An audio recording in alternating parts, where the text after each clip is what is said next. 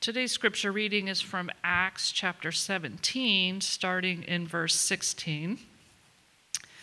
Now, while Paul was waiting for them in Athens, his spirit was provoked within him as he saw that the city was full of idols.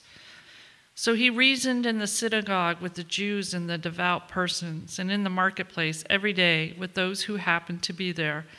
Some of the Epicurean and Stoic philosophers also conversed with him, and some said, "What does this babbler wish to say?" Others said, "He seems to be a preacher of foreign divinities," because he was preaching Jesus and the resurrection. And they took him and brought him to the Areopagus, saying, "May we know what this new teaching is that you are presenting? For you bring some strange things to our ears. We wish to know, therefore, what these things mean." Now all the Athenians and the foreigners who lived there would spend their time in nothing except telling or hearing something new. This is the Lord's word for us this morning. You may be seated. All right, when was the last time you were at a buffet? I know buffets are on the outs, right? They're not very COVID friendly. They probably will never make a comeback. But when I was growing up, after church on Sunday, on particularly stressful weekends, my family, we would cart ourselves off to Old Country Buffet. Anybody remember Old Country Buffet? R.I.P. See, my family, there's this legend in my family that someone in my family actually started Old Country Buffet. I don't know if that's actually true. I haven't actually verified that on the Ancestry.com, but that was kind of the narrative. So it's let's go support the family business and go to a buffet. But a buffet as a kid is a magical land because there are no rules. Right? You can get a plate full of mashed potatoes and you can mix it with Jell-O if you want. You can get pizza and macaroni and ice cream all on the same plate. Buffets are beautiful things. And if you think about it, the way that we approach buffets is how we tend to approach a lot of things these days. Like at a buffet, all the options are out on the table. Mashed potatoes, salad, pizza, chicken, anything that you want, and however you want it is available to you. And there are really no rules about how you want to combine them. You can do whatever your heart desires and take as much as you want. The only thing is that you just take your plate and you eat all of it, right? My mom would always say there are no rules as long as you just eat whatever's on your plate, which was often a bad idea because I would pile that thing mountains high and be about 3 plates deep before I'd fall asleep. You see, this approach to life, this approach to even faith and spirituality, we tend to have a buffet kind of approach to these questions, right? Where we kind of say that all options are on the table. Whatever faith or religion or spirituality you want to have is totally fine and totally valid. This is what people would call living in a pluralistic world. There are lots of options and no rules. The only one rule is this: whatever's on your plate is fine for you, but don't go shouting it in the buffet. Don't go trying to convince people that your plate is the best plate. You enjoy your plate, I'm going to enjoy my plate, but don't go trying to convince people that you've figured out the secret to the buffet. You see, this is what it's like to live in a pluralistic world, where there's lots of different options, and everything is okay as long as you keep it to yourself and it gives you meaning. And I say all this because when we talk about sharing Jesus, which is this series that we've been in now for a couple weeks, sharing Jesus gets really difficult in the buffet. Because to share Jesus, it seems like you're violating the one rule of the buffet, that you keep it to yourself and you enjoy what works for you, but don't go telling people that they have to eat the plate that you want. And so when we talk about sharing Jesus, or evangelism, you might hear it called sometimes, or telling people about Jesus, it gets a little bit difficult if you want to be a follower of Jesus, because Jesus said, go and make disciples of all people. He says, teach them to obey all the things that I have commanded you. That seems to violate the one rule of the buffet. And so it becomes really tricky then to say, how do we share Jesus in a buffet kind of world? How do we talk about Jesus in a way that invites people in and doesn't push people away? How do we talk about even the difficult things that Jesus talked about in a world that says that the only rule is that you enjoy yourself and you don't share it with other people? This is what I want to talk about over the next couple weeks in Acts chapter 17. Last week, Pastor Lon walked us from Acts chapter 2 to Acts chapter 15 and showed us how the early Christians understood that they had to translate the message of Jesus in a way that people could understand, in a way that people could respond to, in a way that allowed them to follow Jesus wherever they found themselves. And in Acts chapter 17, we find the Apostle Paul, he continues that mission forward, and now he's in Greece. In fact, he's in Athens. And in Athens, Athens was a buffet world. It was very similar to our world, where everything was on the table, every god that you might want, as long as it worked for you or did what you needed it to do, that was fine. And Paul, in that world, engages with the message of Jesus. And so over the next couple weeks, I want to look at this one interaction that he has in Athens to ask this question: how do we share Jesus in a buffet world? And here's the spoiler. Here's kind of the one idea I want you to get over the next couple weeks. The message of Jesus thrives in a pluralistic world. Right? The message of Jesus thrives in a pluralistic world. What I mean by that is this. You know how at some fancy buffets, like there's like lots of meat, but then there's that one hunk of meat that's like hand carved by a chef. I don't know if he's a chef, but he was wearing a chef hat. They wanted to seem really, so like you can get the like lukewarm ham that's been sitting in the bath for a couple hours, or you can go up to the chef and you can get this hand-carved slice of roast beef. Anybody hungry? I'm getting hungry. I feel it right now. Right? You can get the hand-carved slice of roast beef. They even ask you, how big of a slice do you want? And what part do you want? And they would then personally deliver it to your plate and even slather a little gravy on it. That's what the message of Jesus is. In a buffet world, you can have the lukewarm ham, or you can have the hand-carved roast beef of the gospel of Jesus. I want you to get that, because sometimes we look at the buffet and we say, okay, I have to compete for the message of Jesus in the midst of this, all these other competing things. No, the gospel of Jesus is so beautiful and so much other than what other people are offering, that all we have to do is say, the chef is here. Come get some roast beef. All right. I want to explore this in Acts chapter 17 together. And so if you have a Bible, why don't you open it up to Acts chapter 17. We're going to be in verse 16 this morning as we discover how Paul invites people to the roast beef. I probably shouldn't keep going with that analogy. It's going to get a little weird. And I'm getting hungry. So, all right, Acts chapter 17, verse 16. I want to look at three things in just a couple of verses, and we're going to explore this story over the next couple of weeks. So we're going to kind of walk through it a little bit slowly, because I think there's some wisdom here for us as we think about what does it mean to share Jesus. And if you're here and you're like, I like the buffet, I hope that this shows you why the message of Jesus is unlike anything else that you can get at the buffet. All right, so Acts chapter 17, verse 16, we're going to look at three things. I want to look at what Paul sees. Second, I want to look at what Paul feels. And third, I want to look at what Paul does. What Paul sees, what Paul feels, and what Paul does. So first, what does Paul see? Verse 16, now while Paul was waiting for them at Athens, his spirit was provoked within him as he saw that the city was full of idols. And so what does Paul see? First and foremost, he sees that the city is full of idols. Now what does that mean? That word full of idols could also mean was fully given over to idols. And so what it actually means is not that there's a statue on every corner and a statue in every house, but that every aspect of this city, every aspect of this culture was rooted in and oriented around idolatry. That there was a mountain for idols that he's about to visit, but also that every aspect of how people were living and the things that they cared about was rooted in idolatry. But how does he know this? You see, the word for see here, it says he saw that the city was full of idols. It's not the common word for seeing. In Greek, there's a common word for seeing where it's like, oh, I happen to see this over here. The word that's used here is actually more perceived or discerned. You see, he's in this city and he's observing this city, but he has like his Jesus glasses on, if you will, his gospel glasses on. And so he's seeing that behind the surface of this city, behind the surface of this culture, is actually this idolatry. So even though there might not be a statue at this booth or a statue on this corner, that the orientation of this city is towards idolatry. And this means something really important, and that's this. Everyone is worshiping something. Everyone is worshiping something. You might say, I'm a very non-religious person. Or you might have a neighbor who says, I'm not religious. I'm doing me. I'm not concerned about those things. I'm just trying to live a good life. I don't care about religion. It's kind of part of the problem. You could be a very non-religious person, but the reality is everyone is worshiping something.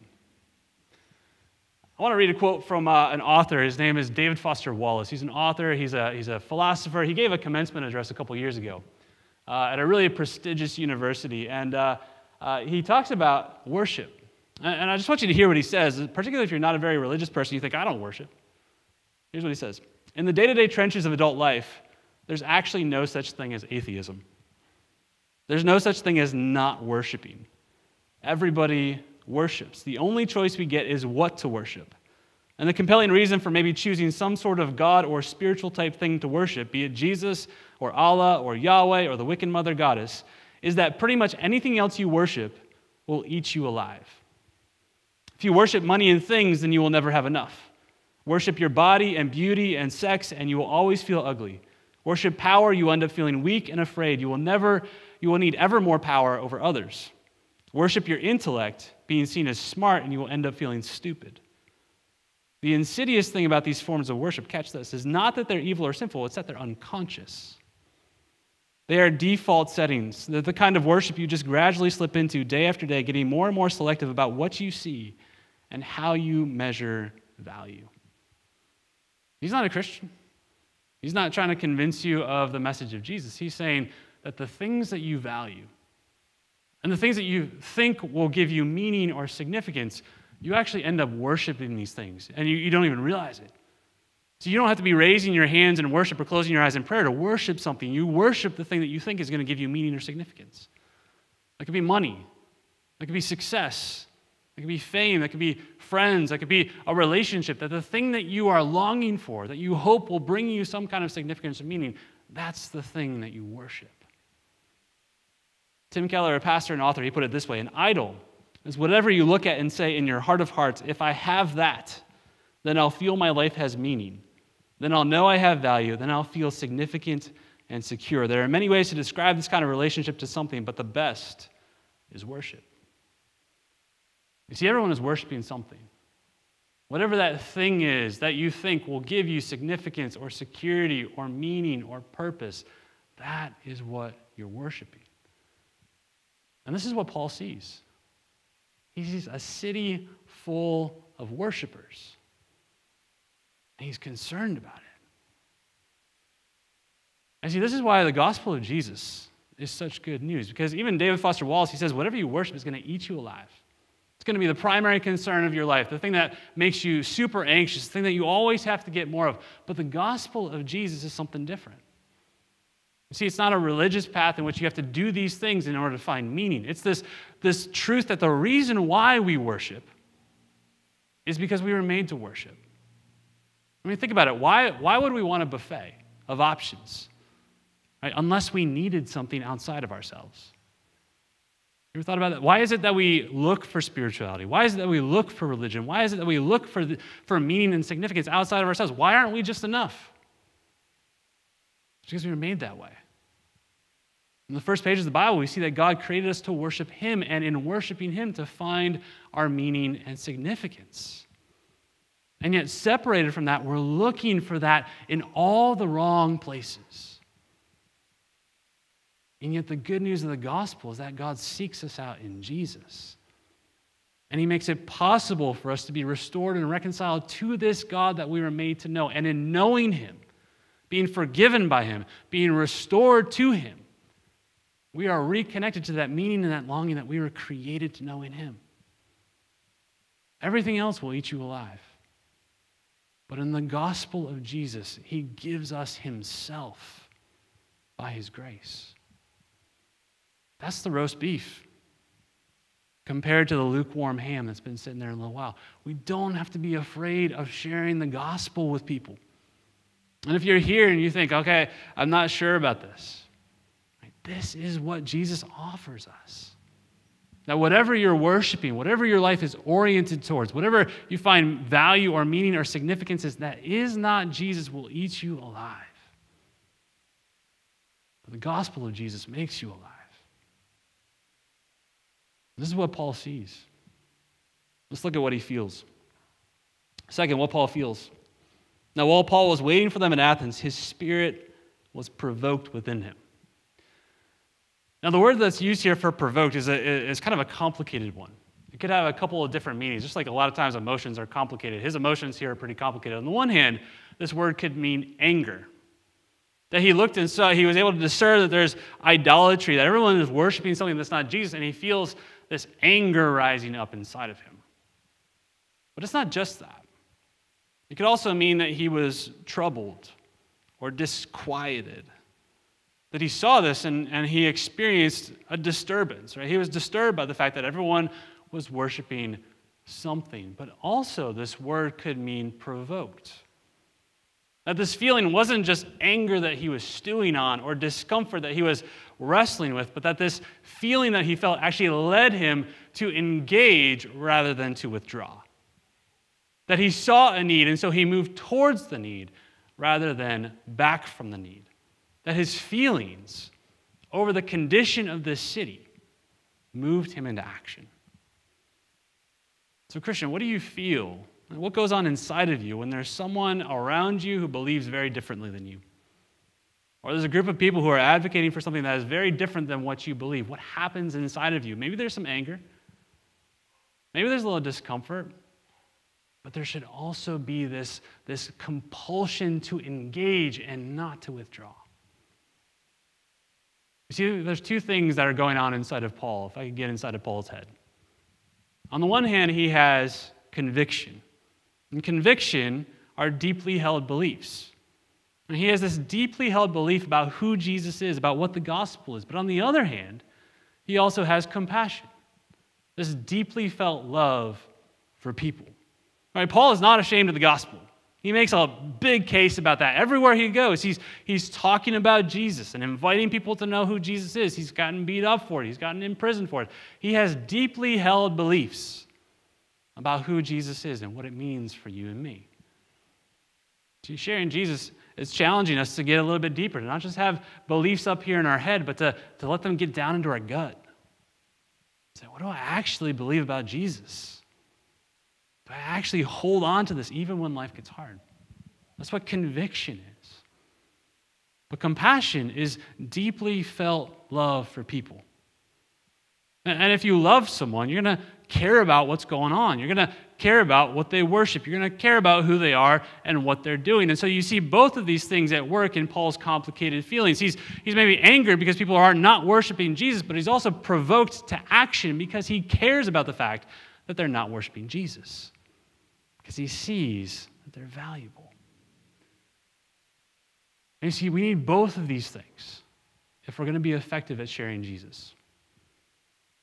Because here's some things that could happen. You could have conviction without compassion. And that would make you very critical. Conviction without compassion will make you very critical. So this is where you have deeply held beliefs. And you can even articulate those deeply felt beliefs. You can say, well, here's why the gospel of Jesus is the only way. Here's why the resurrection of Jesus, I can prove it to you with facts and figures. And so we have these deeply felt convictions that we want to share with people. But in sharing them, we lose sight of the fact that we're talking to people made in God's image, and we lose our compassion for them. It becomes about winning an argument or winning on an issue. And so we become very critical. And we criticize people who believe differently than us. Or we step backward and we withdraw. And so we look at the world and say, oh, that world, oh, those sinners, they're just going to sin. At least I have my convictions right. So conviction without compassion leads us to be critical. But compassion without conviction leads us to compromise. Compassion without conviction leads us to compromise. And so compassion is like, I care for this person a lot. We've developed a long-term relationship, and I love them, and I care for them. And we've even gone through hard things together. We've talked about hard things together.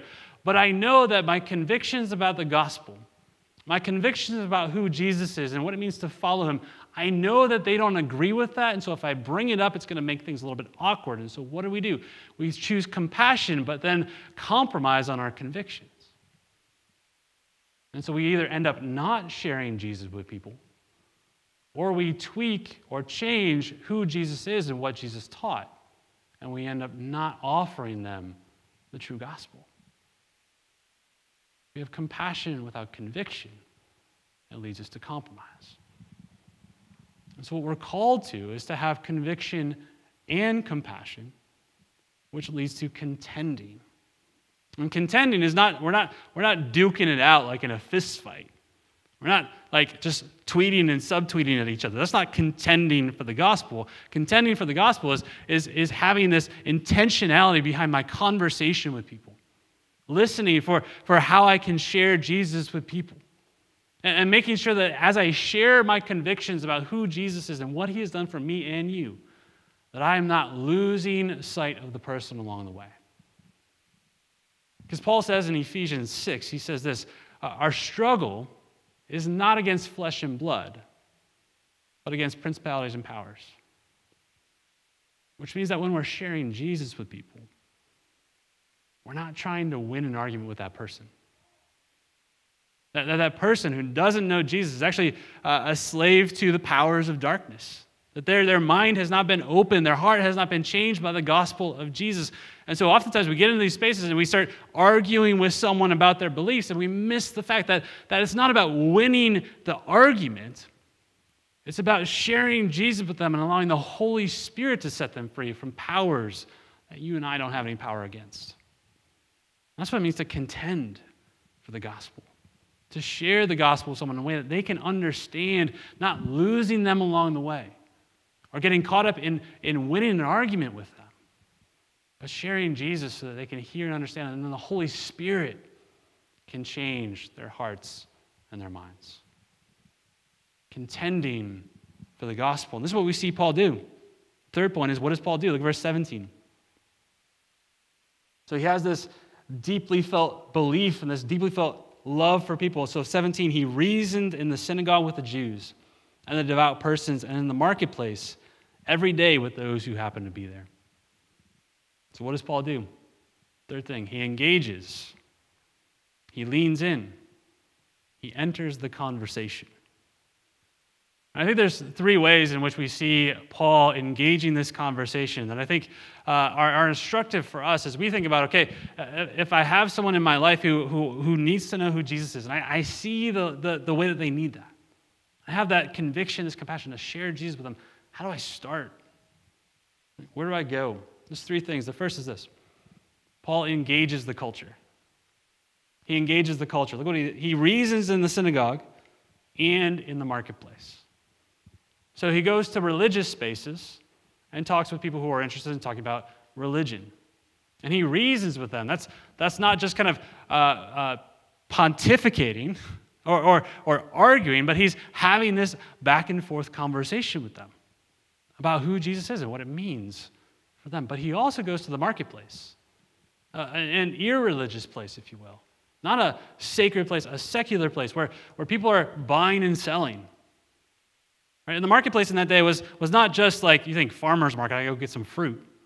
It was also a place where ideas were shared, where news of the community was passed around, where powerful people would sit and talk, and there would be a lot of community life that would happen in that space. And so he goes to that space, and it says that he talks with whoever happened to be there. So where's the marketplace in your world? Where's that place where people gather? Where they're talking, swapping stories, eating food. Where is that place? And how can you step into that place? You see, I think with us, this is the park across the street. You go across the street, there's people there almost every day. So engage in the culture, say, I'm going to go be where people are. And I'm gonna have my eyes open and my heart open to say, God, how do you want to lead me to some people? How do you want to lead me to share Jesus with people? This past week, our house church, we had dinner together, but rather than doing it in our yard, we did it over at the park, right across the street over here. The park was full. I mean, football practice, cheerleading practice, the pool was overflowing with people. It was loud, it was noisy, it was beautiful. But one of the sweetest things that I saw, so we were like grilling hot dogs, which gets some attention, right? Okay, there's food over there. Anya Robertson, who is in our kids class, she was there, her family was there. Anya made a friend, and she invited this friend to come get some hot dogs. So her friend came over, ate, we talked to her a little bit, her friend went back to her family. That's engaging the culture. Like if we had done that in my backyard, I don't know, she would have talked to my dog. But because we're intentional about being in a particular place, and all she did was like, "Hi, I'm Anya. Do you want to come? Do you want to?" It's not that hard if we're in the places that people are. So what's the marketplace in your world? Maybe it's lunch while your coworkers get together. It's going there when you'd rather eat lunch alone. Maybe it's like something on your block, your cul-de-sac. It's getting people together and saying, "Hey, let's cook out," and creating spaces where people can come together. But engaging the culture is what Paul does when he sees that people need Jesus, and he feels compassion and conviction to share it with them. The second thing that Paul does is this: he explains the message. Look at verse 18. Some of the Epicurean and Stoic philosophers also conversed with him. And some said, "What does this babbler wish to say?" Like sometimes people are going to think you're really weird. Like that is the common theme throughout this. Like people are going to be weird. He said he seems to be a preacher of foreign divinities because he was preaching Jesus and the resurrection. Explain the message. You see, I think half the work that we're called to do is to make sure that people understand what we're talking about. Like if you think about it, we kind of still live in this era. This is dying away, but we still live in this time where you start talking about Jesus, you start talking about Christianity, you start talking about church, people are like, "Oh yeah, I grew up doing that." Or yeah, I sent my kids to vacation Bible school. Or yeah, my parents took me to church, or I go on Easter. You see, we still have kind of this Christian veneer. And so you start sharing Jesus with people, and they're like, "Yeah, I got that." And they hear whatever you're saying, they put it in the box in the back of their head of like, "Check, I am a Christian," or "Check, I went to church." But part of the task that we're called to do is to explain the message so that people know what we're actually talking about. Which gets back to this idea of translation, that as we're using language, as we're talking to people, to not just slip into the Christian words that we use in church, but to have a conversation with people where they understand what we mean by the words that we're using. See, about 15 years ago, I went on a short-term missions trip to Salt Lake City, Utah. We took the door-to-door thing to the Mormons, which was really interesting. But we would go door-to-door. But before we did that, we had to, everyone who participated in it, we had to write a theology paper where we defined what we meant by Jesus, what we meant by the gospel, what we meant by salvation. Because when we were there and you would talk to Mormons, we would talk about Jesus all day and we would all nod our heads. We talk about salvation all day and we would all nod our heads. But if you actually went behind what those words mean, what we meant and what they meant were vastly different things. And so explaining the message to people is making sure that they know not just the words that we're using, but what it means for them, what it means for their hearts, what it means for their life, and getting beneath the surface so they see their need for Jesus.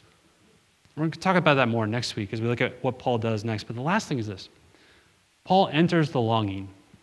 Enter the longing.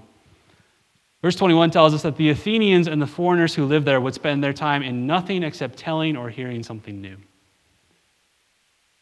Which is a really interesting thing to say, because if your belief system is working for you, why do you need something new? Why are you always looking for the next thing? See, Paul recognizes that their curiosity and their worship is continuing to look for something more.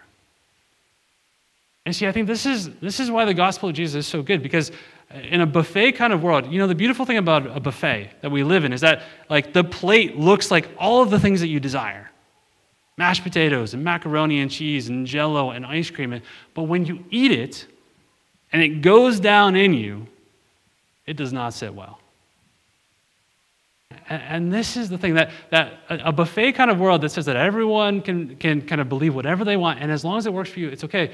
Like, the reality is that when life gets really hard, and when you need to lean on your faith system or your belief system, a customized plate of a little bit of this and a little bit of that doesn't hold up in pain and suffering. It doesn't hold up in some of the bigger questions about life. It looks really good at the surface, but underneath it doesn't hold up to the hard questions of life. And so these guys, they're philosophers to the end, and yet they're still looking for something new. And Paul steps into there. And next week we're going to see this. He actually says, you're not going far enough. Let me show you Jesus. Because what is it that everyone needs? We don't need a plate full of mashed potatoes and jello. We need roast beef. We need the weightiness of the gospel that holds even when life gets hard, that offers us compelling, beautiful answers to the questions that we're asking because it is the way that we were made to live. And so as you see people looking, as you see people longing, have the eyes and the heart to see they're looking for Jesus, and enter into that space. And let them know that the chef is here. And he's ready to hand you what you've been looking for. Let me pray for us. God, we thank you that you sought us out. We're worshiping a whole bunch of other things, thinking that this will finally satisfy. This will finally give us meaning. But God, you met us in Jesus and offer us the gospel. It says it's not about us anyways. That you forgive us our sins and reconcile us to you by your grace and offer us meaning and significance. It's not based on us or our performance, it's based on you. So, Father, as we seek to share Jesus with people, God, even for the one who's here who's still going to be spiritually curious, not sure about Jesus, would you show them the good news of Jesus? They can have the significance and the security that they've been looking for in your love and your forgiveness. And God, as we seek to be in the marketplaces of our world, whether that's an office, or that's in our homes, or that's at the park across the street, the PTA, wherever that is, God, would you give us the courage to listen, the courage to ask questions, the courage to share Jesus with people, so that everyone might have the opportunity to know who you are, because that's what you call us to do. Amen.